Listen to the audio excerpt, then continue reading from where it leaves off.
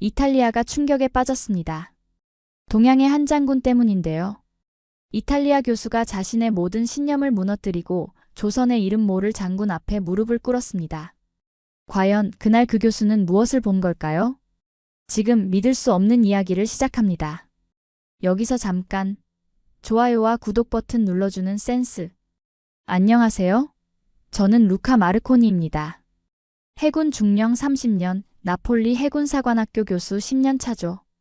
해전사와 리더십을 가르치는 사람이에요. 사람들은 저를 꼼꼼한 교수라 부릅니다. 맞는 말이에요. 완벽함은 제 오랜 습관입니다. 제 연구실은 지중해가 보이는 곳에 있어요. 햇살 가득한 오후 이메일 한 통이 도착했습니다. 처음엔 평범한 업무 메일로 생각했죠. 하지만 이 동방의 초대가 내 인생을 바꿀 줄은 몰랐어요. 대한민국 해군사관학교에서 온 특별 강연 요청이었습니다. 미간이 저절로 찌푸려졌어요. 대한민국? 아시아 어딘가의 작은 나라 정도로만 알고 있었죠. 물론 선진국이란 건 알지만 해군 역사라니. 제가 아는 한 동아시아에선 일본만 주목할 해군 역사가 있습니다. 이메일은 동아시아 해군 전략사에 관한 강연을 요청했어요. 세계 각국 생도들이 참석하는 세미나라고 했죠. 꽤 큰 행사 같았습니다. 가슴이 살짝 부풀었어요. 동방의 작은 나라 해군학교에서 나를 부른다니. 뭘 배우려는 걸까? 내 전문 분야는 지중해와 대서양 해전사입니다. 넬슨, 드레이크, 나폴레옹 시대의 해전들이죠. 이런 서구 중심 해군 역사가 내 강점이에요. 동아시아라면 야마모토 정도가 떠오를 뿐입니다. 그들은 분명 서구의 선진 해군 역사를 배우고 싶어 할 거예요. 한국 해군이 이탈리아 시스템을 도입하려나 싶기도 했죠. 이런 생각에 기분이 좋았습니다. 내 지식을 전파하는 것, 그게 제 삶의 가치니까요. 커피를 따르며 동료 파올로를 불렀어요. 그는 아시아 역사에 관심이 많은 사람입니다. 파올로, 한국에서 초청이 왔네. 파올로는 안경을 올리며 화면을 보더니 미소 지었어요. 재밌겠는데? 가봐. 의외의 반응이었습니다. 더 많은 정보를 기대했는데 말이죠. 물론 갈 거야. 내 전문 지식을 나눌 기회지. 자신감 있게 말했어요. 파올로는 이상한 말을 남겼습니다. 조심해. 그들은 놀라운 역사를 숨기고 있을지도. 피식 웃었어요. 그는 항상 신비주의적이었으니까요. 하지만 그 말이 묘하게 마음에 걸렸습니다. 무슨 의미일까? 바로 수락 이메일을 보냈어요. 강연 주제는 서양 해군 역사의 위대한 리더들로 정했습니다. 넬슨, 드레이크, 콜럼버스부터 현대 전략까지. 제가 가장 자신 있는 분야였어요. 몇 주 후 긴 비행 끝에 인천공항에 도착했습니다. 김영민 대령이 저를 맞이했어요. 유창한 영어와 예의 바른 태도가 인상적이었죠. 교수님, 오늘은 진해 해군사관학교와 이순신 장군 기념관을 방문하면 어떨까요? 고개를 끄덕였습니다. 이순신이란 이름은 처음 들었어요. 아마 한국 해군의 역사적 인물인 듯 했습니다. 호텔에 짐을 풀고 진해로 향했어요. 창밖을 보며 내일 강연을 생각했습니다. 넬슨의 트라팔가 해전, 드레이크의 무적함대 격파. 머릿속엔 완벽한 강연이 그려졌어요.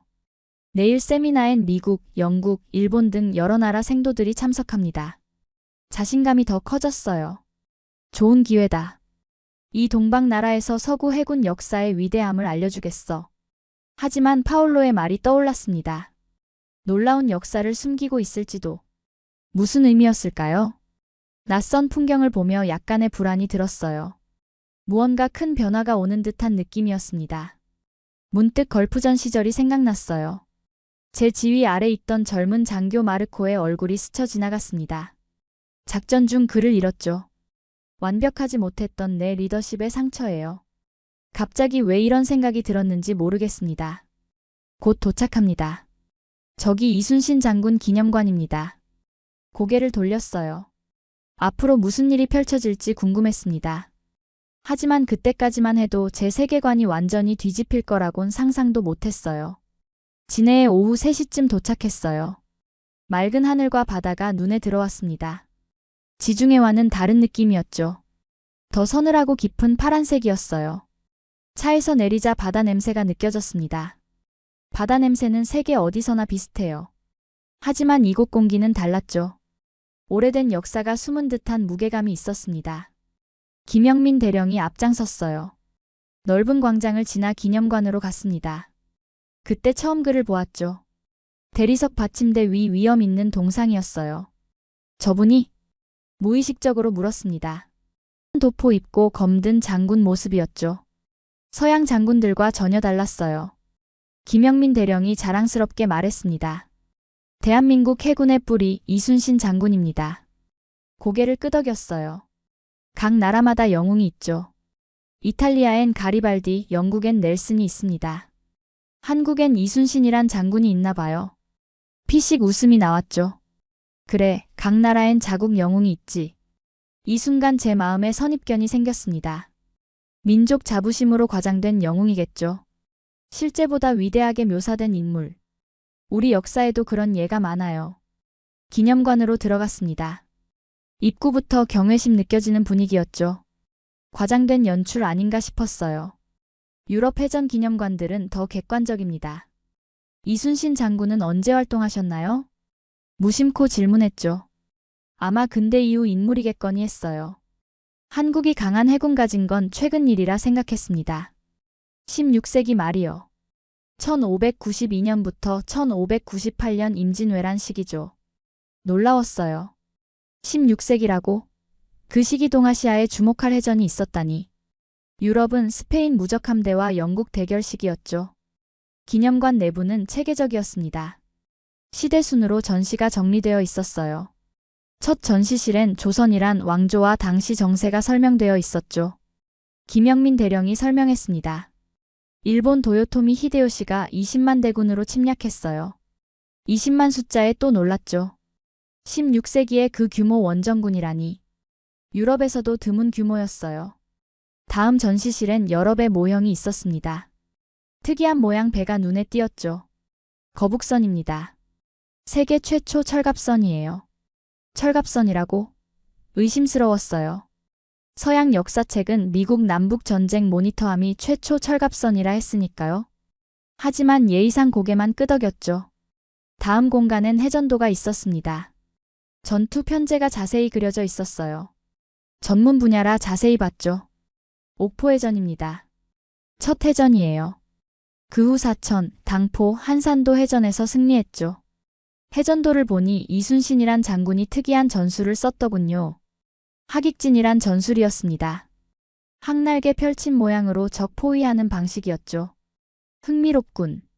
진심으로 생각했어요. 해전 전술 발달엔 여러 조건이 필요합니다. 함선 기술, 훈련된 선원, 뛰어난 지휘관이죠. 이 동양나라에 그런 해군 전통이 있었다니. 호기심이 커졌어요. 하지만 여전히 반신반의했습니다. 국가 자부심으로 과장된 역사일 수도 있죠. 유럽에서도 흔한 일이니까요. 다음 전시실은 더 놀라웠습니다. 이순신 장군 전투 기록과 편지가 있었어요. 한글이라 읽을 순 없었죠. 김영민 대령이 번역해줬습니다. 백성이 굶주리니 어찌 전장에서 죽음을 두려워하랴. 가슴이 울렸어요. 단순한 지휘관 말이 아닙니다. 백성 생각하는 리더 마음이었죠. 마지막 전시실엔 대형 유화가 있었어요. 바다에서 전사하는 장군 모습이었습니다. 마지막 전투에서 전사했어요. 죽으며 전투가 한창이니 내 죽음을 알리지 말라 했죠. 그 말에 제 안에서 뭔가 울렸습니다. 오래된 기억이 살아난 듯 했어요. 걸프전에서 잃은 부하 마르코가 떠올랐죠. 기념관 나오며 다시 동상을 봤습니다. 이젠 조금 다른 시선이었어요. 호기심과 약간의 존경심이 섞였죠. 김영민 대령이 물었습니다. 내일 세미나에선 어떤 이야기 해주실 건가요? 잠시 생각했어요. 원래 계획은 넬슨과 드레이크 같은 서구 제독들 강연이었습니다. 하지만 이젠 호기심이 생겼죠. 원래 계획대로 하겠지만 질문 시간에 흥미로운 토론이 있을 것 같아요. 호텔 가는 길 창밖 한국 풍경을 봤습니다. 궁금증이 커졌어요. 이순신이란 장군, 과연 어떤 인물이었을까? 강연 당일 아침입니다.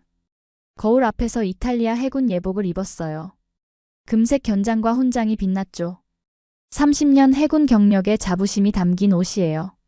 넥타이를 매며 오늘 강연을 생각했습니다. 호텔 로비에서 김영민 대령을 만났어요. 그도 정복 차림이었습니다. 우리는 곧장 해군사관학교로 향했죠. 오늘 세미나엔 몇 명이나 올까요? 김영민 대령이 웃으며 대답했습니다. 300명 이상이요. 미국, 영국, 일본, 호주 등 여러 나라 생도들이 옵니다. 꽤 큰 규모였어요. 긴장감과 기대감이 동시에 밀려왔습니다. 어제 본 이순신 장군도 잠시 생각났어요. 하지만 곧 머릿속에서 지웠죠. 오늘은 제 강연이 중요했습니다. 사관학교 강당은 웅장했어요. 입구에서 각국 생도들이 모여 있었죠. 미국 생도들의 하얀 제복, 영국의 감색 제복, 일본의 검은 제복, 그리고 한국 생도들의 남색 제복이 섞여 있었습니다. 단상에 올라 객석을 바라봤어요. 빽빽하게 앉은 생도들이 보였죠. 모두 진지한 표정이었습니다. 김영민 대령이 마이크를 잡고 저를 소개했어요.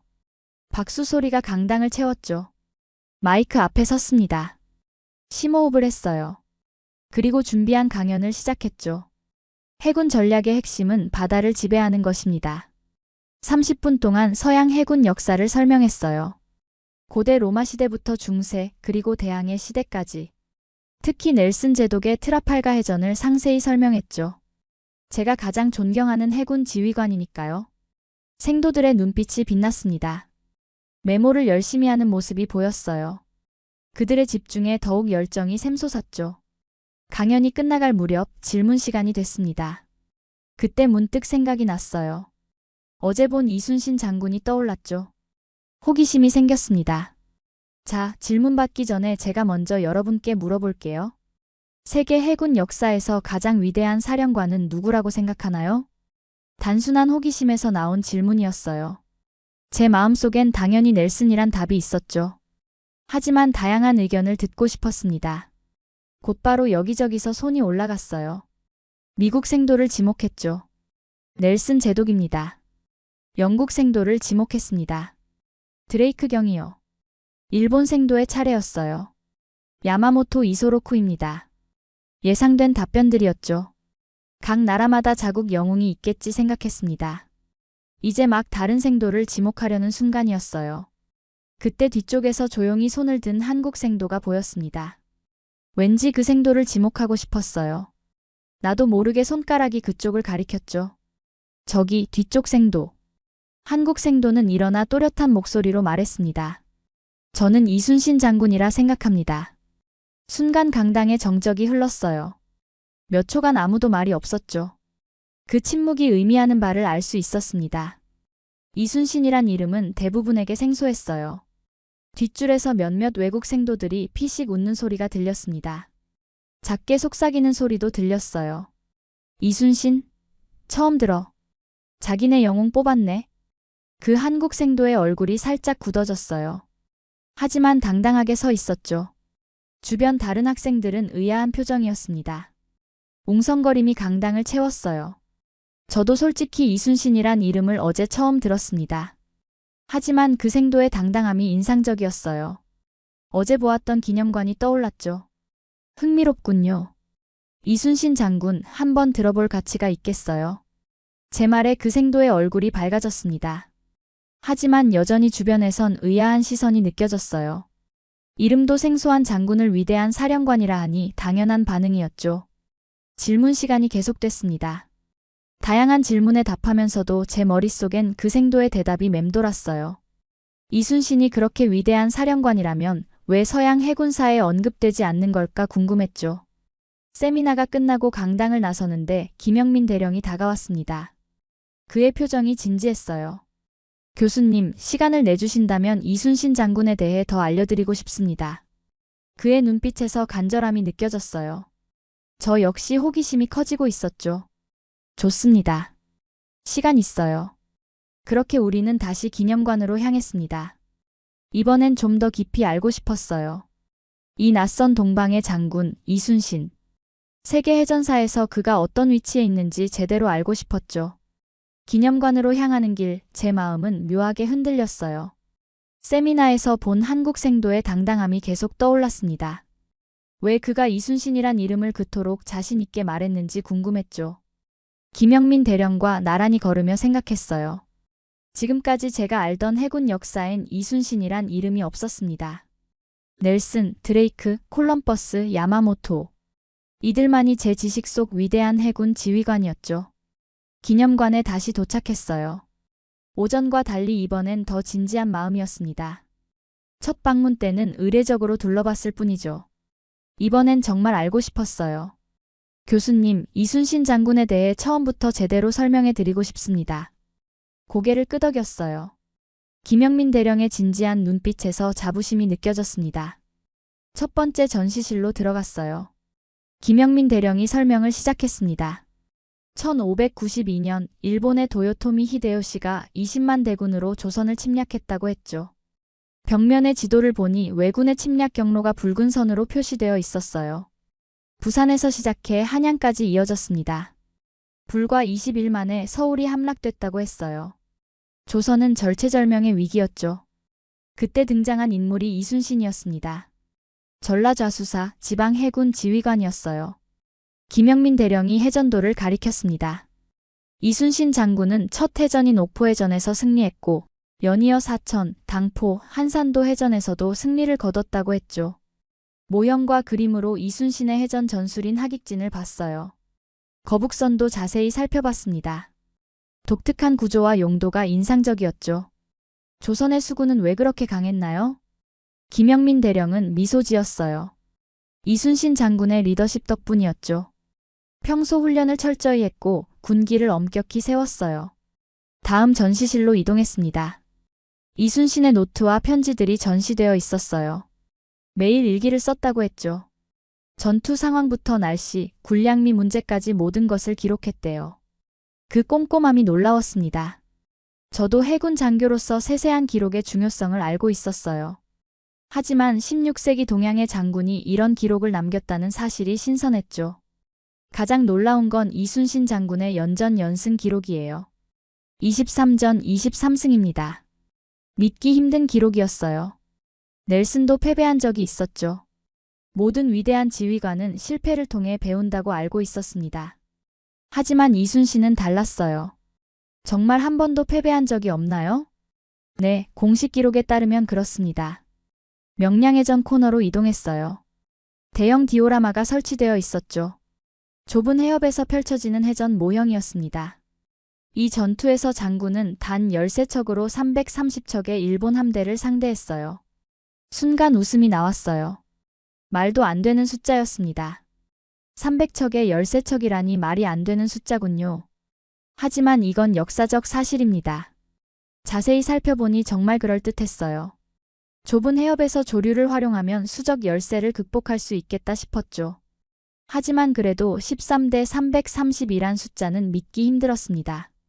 김영민 대령은 계속 설명했어요. 이순신이 겪은 정치적 시련도 알게 됐죠.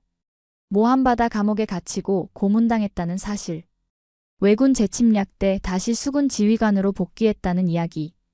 그가 보여준 애국심과 충성심이 인상적이었어요. 마지막 전투인 노량해전에서 승리를 거두며 전사했다고 했습니다. 김영민 대령이 벽면에 글을 가리켰어요. 전투가 한창이니 나의 죽음을 알리지 말라. 그 말이 제 가슴을 울렸어요. 리더로서 자신보다 임무를 우선한 태도였죠. 걸프전에서 제가 잃은 부하 마르코가 떠올랐습니다. 기념관을 한 바퀴 돌고 나니 머릿속이 복잡해졌어요. 지금까지 제가 알던 해군사에 큰 빈틈이 있었다는 생각이 들었죠. 이순신이란 인물이 세계 해군사에서 제대로 평가받지 못했다는 사실이 놀라웠습니다. 밖으로 나와 다시 이순신 장군 동상을 바라봤어요. 이제는 다른 시선이었죠. 내일 시간 되시면 이순신 장군의 옥중 편지와 일기를 보여드리고 싶습니다. 고개를 끄덕였어요. 진심으로 더 알고 싶었습니다. 이순신이란 인물, 그리고 그의 리더십. 제 안에서 뭔가가 흔들리고 있었어요. 다음 날 아침 일찍 눈을 떴습니다. 밤새 이순신 장군 생각으로 잠을 설쳤어요. 30년 해군 경력에 20년 해전사 연구, 그 어디에서도 이 동양 장군에 대해 알지 못했다는 사실이 믿기지 않았죠. 아침 식사 후 김영민 대령이 호텔 로비에서 기다리고 있었어요. 평상복 차림이었습니다. 손에는 두꺼운 서류 봉투가 들려 있었죠. 오늘은 명량해전에 대해 더 자세히 알려드리고 싶습니다. 차에 올라 진해 해군 기지로 향했어요. 차 안에서 영어로 번역된 자료들을 봤습니다. 이순신 장군의 전투 일지와 편지, 그리고 명량해전 분석 자료였죠. 해군 기지에 도착했어요. 김영민 대령은 저를 특별 전시관으로 안내했습니다. 그곳엔 명량해전을 재현한 대형 디오라마가 있었어요. 어제 본 것보다 훨씬 정교했죠. 지금부터 명량해전의 실제 해류와 조류를 반영한 시뮬레이션을 보여드리겠습니다. 벽면에 프로젝터 영상이 펼쳐졌어요. 명량해협의 3D 지형도였습니다. 해협은 좁고 양쪽에 섬이 있었죠. 물살이 센 것이 보였어요. 시뮬레이션이 진행되었습니다. 13척의 조선 수군이 해협 한가운데 포진했어요. 그리고 330척의 일본 함대가 양쪽에서 접근하는 모습이 보였죠. 조선 수군은 좁은 해협에서 조류를 타고 빠르게 이동하며 일본 함대를 공격했어요. 일본 함대는 수가 많아 오히려 서로 방해가 되는 모습이었죠. 와, 이건 정말 놀라운 전술이군요. 진심으로 감탄했습니다. 현대 해군 전술에서도 높이 평가받을 전략이었어요. 지형과 자연 조건을 최대한 활용한 완벽한 전투였죠. 하지만 그래도 13대 330, 이 숫자는 여전히 믿기 어렵습니다. 김영민 대령은 미소 지었어요. 직접 사료를 보여드리겠습니다. 유리 케이스 앞으로 안내했죠. 오래된 문서에 복제본이 전시되어 있었습니다. 이건 당시 명나라 역사가가 기록한 문서입니다. 중립적 입장에서 본 기록이죠. 영어 번역본을 읽었어요. 13척과 330여 척이라는 숫자가 분명히 기록되어 있었습니다. 전투 결과 일본 함선 30여 척이 격침되고 나머지는 퇴각했다는 내용이었죠.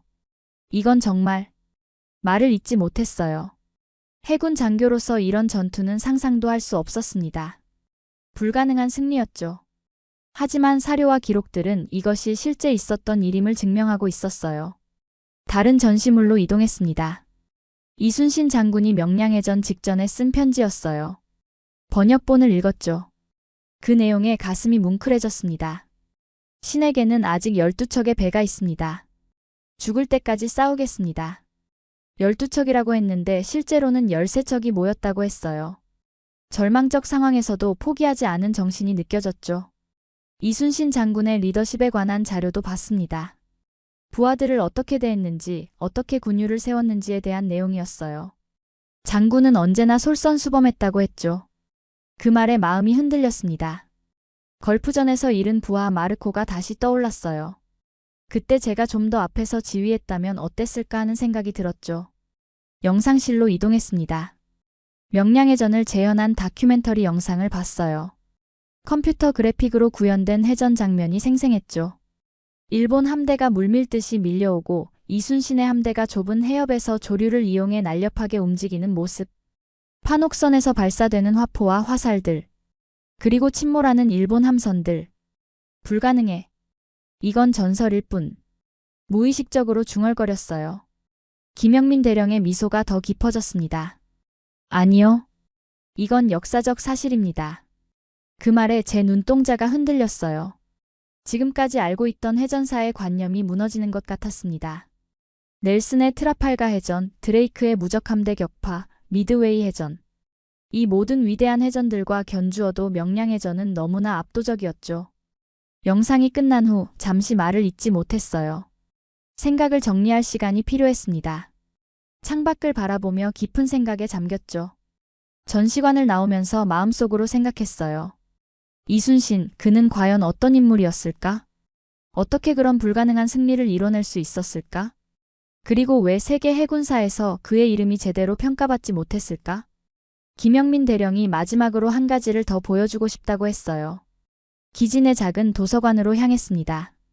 그곳엔 이순신 장군의 옥중 편지가 전시되어 있었죠. 작은 도서관은 조용했습니다. 창밖으로 바다가 보였어요.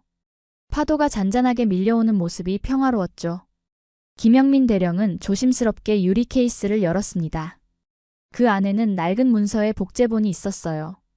이것은 이순신 장군이 옥중에서 쓴 편지입니다. 김영민 대령이 설명했어요. 이순신은 모함을 받아 감옥에 갇혔던 적이 있다고 했죠. 적과 싸우는 와중에도 내부의 정적들이 그를 시기했다는 사실이 충격적이었습니다. 편지를 읽기 시작했어요. 영어로 번역된 내용을 천천히 따라갔죠. 충성을 다해도 의심받고 공을 세워도 인정받지 못하나 나라를 위해 죽음조차 두렵지 않다. 그 문장에서 흔들림 없는 충성심이 느껴졌습니다.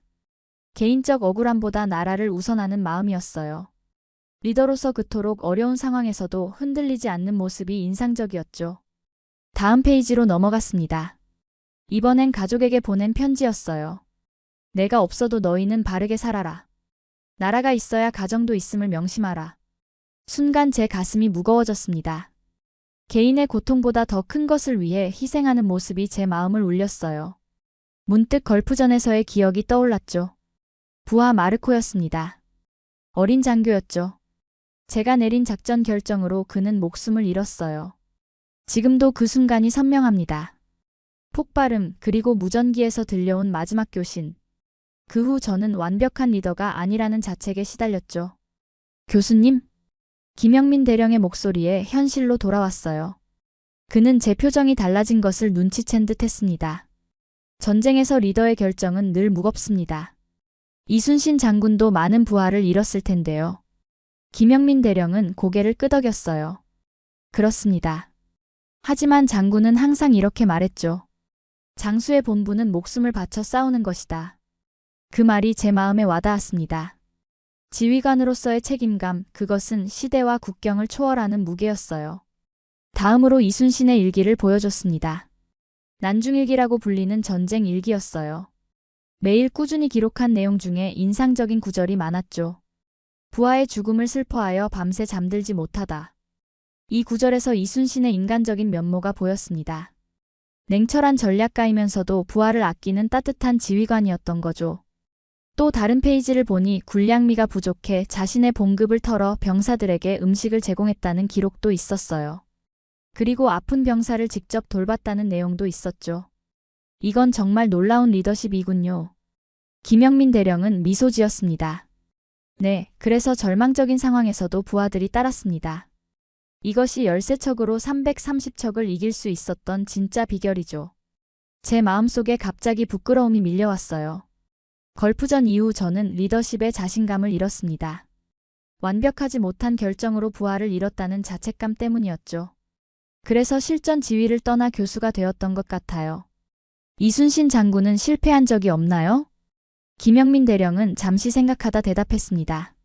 전투에서는 패배하지 않았지만 많은 시련을 겪었습니다. 모함받아 고문당하고 가족을 잃기도 했죠. 그럼에도 흔들리지 않았습니다. 창밖의 바다를 바라봤어요. 이순신이 400년 전 지켰던 그 바다였습니다. 갑자기 제 눈가가 뜨거워졌어요. 이순신이라는 인물의 크기가 점점 더 커져 보였죠. 나는 과연 저런 리더였던가? 속으로 생각했습니다. 저는 실패 앞에서 물러났어요. 하지만 이순신은 어떤 시련 앞에서도 굴하지 않았죠. 이게 진정한 리더십이구나 싶었습니다. 김영민 대령이 마지막 자료를 꺼냈어요. 이순신 장군의 죽음에 관한 기록이었습니다. 노량해전에서 장군은 적의 총탄에 맞았습니다. 하지만 마지막 순간까지 전투가 한창이니 나의 죽음을 알리지 말라고 했죠. 그 말에 전율이 느껴졌어요. 자신의 죽음보다 전투의 승리를 우선한 리더십이었습니다. 자신보다 임무를, 자신보다 부하를 우선한 진정한 지휘관이었죠. 도서관을 나오면서 가슴이 무거웠어요. 하지만 동시에 뭔가 큰 깨달음을 얻은 기분이었습니다. 리더십은 완벽함이 아니라 헌신임을 깨달았죠. 교수님, 이순신 장군의 리더십은 시대를 초월합니다. 김영민 대령의 말에 고개를 끄덕였어요. 더 이상 말이 필요하지 않았습니다.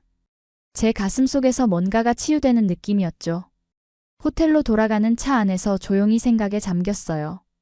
이순신과 제 자신을 비교하며 많은 생각을 했죠. 그리고 결심했습니다. 내일 서울로 가기 전에 꼭 해야 할 일이 있었어요. 다음 날 아침 호텔 창문을 열었어요. 비가 내리고 있었습니다. 하늘은 잿빛이었지만 제 마음은 오히려 맑아진 기분이었죠. 이순신 장군에 대해 알게 된 후 마음속 무언가가 변했어요. 서울행 KTX 기차표를 확인했습니다. 오늘 오후에 서울로 이동한 후 내일 이탈리아로 돌아가는 비행기를 탈 예정이었어요. 짐을 정리하며 생각에 잠겼죠. 이대로 돌아갈 수는 없었습니다. 김영민 대령에게 전화했어요. 서울에 도착하면 어디로 가야 할까요? 무엇을 보고 싶으신가요? 잠시 생각했습니다. 어제 밤새 찾아본 정보가 있었어요. 광화문에 있는 충무공 동상이요. 김영민 대령의 목소리에 기쁨이 느껴졌습니다. 물론이죠. 마중 나가겠습니다. 기차에 올랐어요. 창밖으로 지나가는 한국의 풍경을 바라봤죠. 푸른 산과 현대적인 도시가 공존하는 모습이 인상적이었습니다. 그리고 400년 전 이 땅에서 이순신이 조국을 지켰다고 생각하니 감회가 새로웠어요. 서울역에 도착했습니다. 김영민 대령이 기다리고 있었어요. 비는 더 세차게 내리고 있었죠. 택시를 타고 광화문으로 향했습니다. 비가 많이 오는군요. 네, 오늘은 날씨가 좋지 않습니다. 그 말에 미소 지었어요. 아니요, 오히려 좋습니다. 이런 날씨가 제 마음과 잘 맞아요. 택시에서 내렸습니다. 광화문 광장이 눈앞에 펼쳐졌어요. 비를 맞으며 서 있는 이순신 장군의 동상이 보였죠. 웅장했습니다. 검을 들고 바다를 바라보는 듯한 모습이었어요. 저 동상은 언제 세워졌나요? 1968년입니다. 장군의 위대한 업적을 기리기 위해서죠. 광장을 천천히 걸었어요. 우산을 쓰지 않았습니다. 비가 얼굴을 적셨지만 개의치 않았어요. 동상 앞에 섰죠. 올려다보니 이순신 장군의 눈빛이 강렬했습니다. 잠시 혼자 있고 싶습니다. 김영민 대령은 이해한다는 듯 고개를 끄덕였어요. 그는 거리를 두고 물러섰습니다. 저는 가방에서 무언가를 꺼냈어요. 이탈리아 해군 장교 정복이었죠. 비를 맞으며 정복 상의를 입었습니다.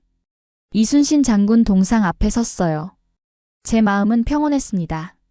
지난 며칠간 알게 된 이순신이라는 인물, 그의 리더십, 그리고 그가 제게 준 깨달음. 모든 것이 가슴속에 차올랐어요. 주변에 한국인 몇 명이 우산을 쓰고 지나갔습니다. 비를 맞으며 정복을 입고 서 있는 외국인을 의아하게 바라봤죠. 하지만 저는 아랑곳하지 않았어요. 천천히 무릎을 꿇었습니다. 이순신 장군 동상 앞에서요. 차가운 빗물이 무릎을 적셨지만 마음은 따뜻했어요. 눈을 감고 잠시 묵념했죠. 마음속으로 말했습니다. 이순신 장군, 당신의 리더십에 진심으로 경의를 표합니다. 당신은 진정한 지휘관의 모범입니다. 눈을 뜨고 손을 들어 이마에 갖다 댔어요. 이탈리아 해군식 경례였습니다. 비가 경례하는 손등을 타고 흘러내렸죠. 그 순간 제 마음속에서 무언가가 풀리는 느낌이 들었어요. 걸프전에서 부하를 잃은 후 짊어졌던 무거운 짐이 조금 가벼워지는 듯 했죠. 완벽하지 못했던 리더였다는 자책감이 누그러졌습니다. 사진을 한 장 찍었어요. 이순신 장군 동상을 배경으로요. 이 모습을 잊지 않기 위해서였죠. 그리고 나폴리에 돌아가서 제자들에게 보여주고 싶었습니다. 천천히 일어섰어요. 정복은 이미 흠뻑 젖었지만 상관없었죠. 돌아서니 김영민 대령이 우산도 쓰지 않은 채 저를 바라보고 있었습니다. 그의 눈에는 감동과 존경이 담겨 있었어요. 교수님. 말을 잇지 못하는 김영민 대령을 향해 미소 지었습니다. 이순신 장군은 내 조국의 영웅이 아니지만 이제 내 마음의 영웅입니다. 김영민 대령의 눈가가 붉어졌어요. 그는 아무 말 없이 고개를 끄덕였죠. 우리는 비를 맞으며 나란히 걸었습니다. 저녁에 김영민 대령과 마지막 식사를 했어요. 한국 전통 음식점이었죠. 그는 이순신 장군에 관한 책 한 권을 선물로 주었습니다. 이건 영어로 번역된 이순신 장군의 일대기입니다. 교수님의 연구에 도움이 되길 바랍니다. 감사히 받았어요. 이 책은 앞으로 제 강의에 중요한 자료가 될 것 같았습니다. 김 대령, 이순신 장군을 알게 해주셔서 감사합니다. 제 인생의 전환점이 될 것 같아요. 호텔로 돌아오는 길 여전히 비가 내리고 있었습니다. 하지만 이제 그 비가 슬픔이 아닌 정화처럼 느껴졌어요. 내일 이탈리아로 돌아가면 제일 먼저 해야 할 일이 있었죠. 나폴리 해군사관학교 강의 계획을 바꿔야 했습니다. 나폴리 공항에 도착한 건 흐린 오후였어요. 이탈리아의 공기가 코끝을 스쳤습니다. 집에 돌아왔지만 마음은 여전히 한국에 머물러 있는 듯 했죠. 택시에 올라 창밖을 바라봤어요. 지중해의 푸른 바다가 보였습니다. 집에 도착해 이메일을 확인했어요. 김영민 대령이 보낸 자료들이 있었죠. 이순신 장군에 관한 영어 논문과 번역된 난중일기 발췌본이었습니다. 감사 메일을 보냈어요. 다음 날 아침 나폴리 해군사관학교로 출근했습니다. 동료 교수 파올로가 커피를 들고 제 연구실로 찾아왔어요. 루카, 한국은 어땠어? 미소 지었습니다. 저는 달라져 있었어요. 파올로, 네가 옳았어. 그들은 정말 놀라운 역사를 숨기고 있었어. 책상 위에 놓인 이순신 장군의 초상화를 가리켰죠. 한국에서 가져온 기념품이었습니다. 파올로는 호기심 어린 눈으로 바라봤어요. 강의 계획서를 수정했습니다. 세계 해군 역사에 숨겨진 영웅조선의 이순신이라는 제목이었어요. 교장에게 승인을 요청했죠. 그는 흥미롭다며 바로 허락했습니다. 일주일간 자료를 준비했어요. 이순신 장군의 생애, 그의 전투, 그리고 리더십에 대한 분석. 한국에서 찍은 사진들도 정리했죠. 특히 광화문 동상 앞에서 찍은 사진은 특별했습니다. 강연 당일 강당은 생도들로 가득 찼어요. 일부 고위 해군 장교들도 참석했죠. 제 입소문이 퍼진 모양이었습니다. 강단의 선이 긴장됐어요. 이건 단순한 강의가 아니었죠. 사명감이 느껴졌습니다. 오늘 여러분에게 소개할 인물은 세계 해군사에서 가장 뛰어난 지휘관 중 한 명입니다. 슬라이드에 이순신 장군의 초상화를 띄웠어요. 생도들이 호기심 어린 눈으로 바라봤죠. 누가 가장 위대한 해군 사령관인가요? 생도들 사이에서 손이 올라갔습니다. 예상된 대답들이 나왔어요. 넬슨 제독, 드레이크 경이란 이름들이 들렸죠. 미소 지었습니다. 일주일 전 제 모습과 같았어요. 그보다 더 위대한 사령관이 있습니다. 조선의 바다를 지킨 장군, 그의 이름은 이순신입니다. 강당이 조용해졌어요. 모두의 시선이 집중됐죠. 슬라이드를 넘겨 명량해전 지도를 보여줬습니다. 이 사람은 단 13척의 배로 330척의 적함을 상대해 승리했습니다. 생도들 사이에서 놀라는 소리가 들렸어요. 믿기 힘든 수치였죠. 저도 처음 들었을 때와 같은 반응이었습니다. 이순신의 독특한 전술을 설명했어요. 하객진과 거북선, 그리고 조류를 이용한 전략. 생도들은 열심히 메모했죠. 그들의 눈빛에서 흥미와 존경이 느껴졌습니다. 리더십 부분으로 넘어갔어요. 이순신 장군의 일기와 편지를 소개했죠. 시련 속에서도 흔들리지 않은 그의 정신, 부하를 사랑하는 마음, 그리고 조국에 대한 충성심. 이런 가치는 시대와 국경을 초월하는 것이었습니다. 위대한 리더는 역경 속에서 빛납니다. 이순신 장군은 온갖 시련 속에서도 자신의 가치를 지켰습니다. 마지막 슬라이드로 넘어갔어요. 제가 광화문 이순신 동상 앞에서 격려하는 사진이었죠. 비를 맞으며 무릎 꿇은 모습이었습니다. 저는 직접 그분의 동상 앞에 무릎 꿇고 경의를 표했습니다. 400년 전 살았던 장군이지만 그의 리더십은 오늘날에도 우리에게 큰 가르침을 줍니다. 강의가 끝나자 긴 박수가 이어졌어요. 몇몇 고위 장교들은 깊이 고개를 끄덕였죠. 질문 시간이 이어졌습니다. 생도들의 호기심이 폭발했어요. 강의 후 교장이 다가왔습니다. 루카, 정말 인상적인 강의였네. 이 내용을 우리 커리큘럼에 포함시키고 싶어. 기쁘게 동의했어요. 이건 시작에 불과했죠. 앞으로 이순신 장군에 관한 연구를 계속할 생각이었습니다. 연구실로 돌아와 창밖을 바라봤어요. 지중해의 파도가 잔잔히 밀려왔죠. 문득 한국의 바다가 그리워졌습니다. 그 바다에서 이순신은 조국을 지켰어요. 책상 위 이순신 장군 초상화를 바라봤죠. 그의 눈빛은 여전히 강렬했습니다. 마음속으로 다짐했어요. 이순신 장군의 이름과 업적을 널리 알리겠다고요. 그것이 제가 그에게 보답하는 방법이었죠. 컴퓨터를 켜고 새 문서를 열었습니다. 이순신 세계 최고의 해군 지휘관이란 제목을 썼어요. 이탈리아어로 된 책을 쓰기 시작했죠. 이 책이 유럽과 세계에 이순신을 알리는 첫걸음이 되길 바랐습니다. 창밖에서 해가 지고 있었어요. 하지만 제 마음속에는 새로운 빛이 떠오르고 있었죠. 이순신 장군을 만난 후 저는 더 나은 교수, 더 나은 리더, 그리고 더 나은 사람이 되고 싶었습니다. 오늘의 사연은 어떠셨나요? 이번 영상을 어떻게 생각하시는지 댓글로 의견을 남겨주시고 좋아요를 눌러주세요. 다음에도 더 흥미진진한 사연으로 찾아뵙겠습니다. 여러분의 사연 제작소 감동 나누기였습니다. 감사합니다.